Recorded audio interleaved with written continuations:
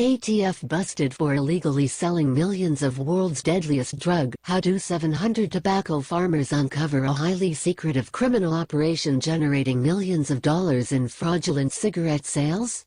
By going into business with the Bureau of Alcohol, Tobacco, Firearms and Explosives (ATF), as they sold millions of dollars of cigarettes, the #1 cause of preventable death. That's how. And the operation may be as scandalous and controversial as the famed Fast and Furious gun-running program with which the ATF was also involved. Raleigh-based U.S. Tobacco, a group of farmers who operate small farms from Virginia to Florida, was looking to expand its operations by purchasing a distributor, someone with a warehouse and the means to supply retailers with their cigarette brands Wild Horse, Traffic, and 1839. They negotiated a deal with Big South Wholesale and its owners, Jason Carpenter and Christopher Small. Big South had a network of retailers and held out promise for U.S. Tobacco to be able to distribute their own brands. Because Big South was able to make purchases on behalf of U.S. Tobacco, the distributors had access to U.S. Tobacco funds. The parent company quickly began to notice irregularities in various business transactions. According to the New York Times, Big South bought tobacco for $15 a carton and sold it to U.S. Tobacco at $17.50. The profit, about $519,000, went into what was known as a management account. That account, while controlled by Mr. Carpenter and Mr. Small, helped pay for ATF investigations. That's right. According to a lawsuit filed by U.S. Tobacco, who was suing its own distributor, the ATF was running a cigarette purchasing operation disguised as a tobacco distributor, all allegedly in an effort to generate black market currency with which the ATF could then use to fund its other off-books operations. The arrangement U.S. Tobacco had with Big South created an internal conflict of interest. Not knowing that Big South was actually a cigarette-running ATF operation, the parent company turned in the distributor to the Justice Department for investigation.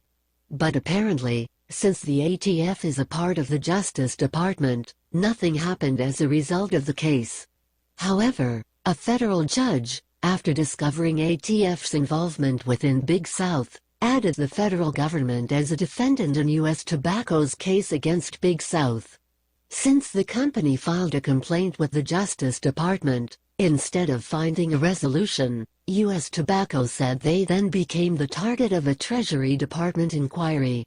In other words, it appears as though the federal government is punishing the cooperative of small-time farmers for seeking damages they say they've sustained as a result of the federal government's involvement in their tobacco business. The amount of money lost, the parent company claims, amounts to $24 million. Big South, the Times writes, isn't your typical distributorship. Its assets included more than 24 vehicles, including expensive S.U.V.S and a fleet of Mercedes, BMW, Audi, Lexus and Jaguar sports cars, the Times describes. Carpenter and Small, Big South's owners, weren't hapless participants in the ATF scheme. According to heavily redacted documents related to the case, writes the Times, they've been serving within the government across various agencies for years, yet their true employer remains an enigma. Stuart Thompson, U.S. Tobacco's CEO, began to question the financial movements at Big South in 2012 when he took over the company. That's when he met Brandon Moore, Big South's warehouse manager, who was ready to tell Mr. Thompson all he knew.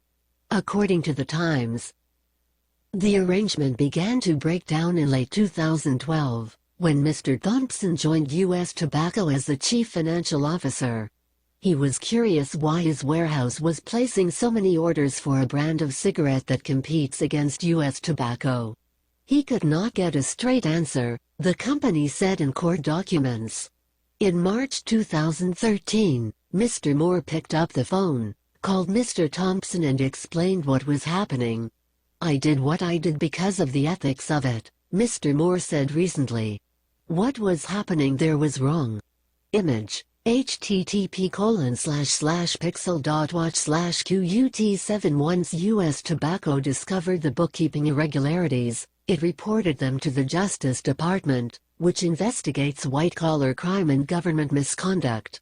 Records show that the Justice Department, which includes the ATF, investigated some aspects of the case but no charges were filed. "We voted unanimously to give everything we had to the government," said Charlie Batten, a U.S. Tobacco Board member whose family has worked the same North Carolina soil for generations. "We thought they would take it and run with it. What happened was, they've fought us tooth and nail. Because of the sealing order, Mr. Thompson, Mr. Batten and others are prohibited from discussing what happened to the money, even with their own farmers.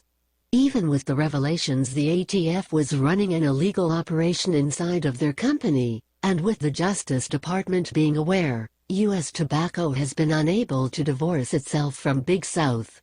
That's because the federal government now wants its tax revenue from all of the secret tobacco transactions the ATF initiated at Big South. Those secret tobacco sales, it turns out, should have been taxed. And the government wants its money," writes the Times.